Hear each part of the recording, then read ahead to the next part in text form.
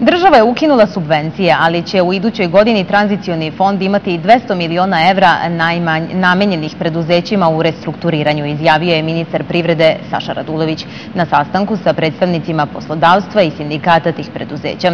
Sindikati traže konkretan plan, a ne prazne reči.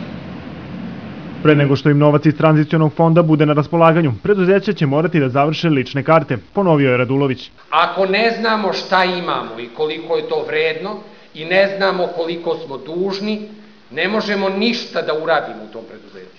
Niti će iko investirati, niti će iko bilo šta kupiti. Čista situacija u preduzećima omogućit će im i da konkurišu za sredstva iz Fonda za razvoj, dodaje ministar koji je od sindikata zatražio pomoć prilikom izbora novog rukovodstva.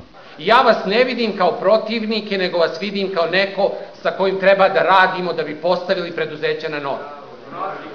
Sledeća stvar, niko nikada iz ministarstva nije rekao da će biti likvidirano ili oterano u stečaj. Radulović je obećao da će 31. januara podneti ostavku ukoliko radnicima do tada ne budu overene zdravstvene knjižice i isplaćene minimalne zaostale zarade uz konverziju preostalog duga.